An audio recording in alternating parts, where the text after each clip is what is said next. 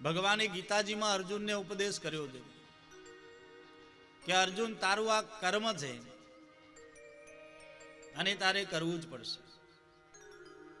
તો જે કર્મ ભગવાને આપણને આપ્યું છે ને, એ નિષ્ઠાથી ભગવાન અર્થે જ કરવા લાગીએ,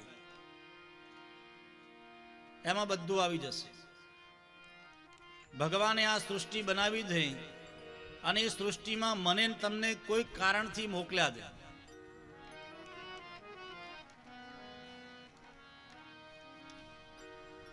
પણ ઘણા માણસ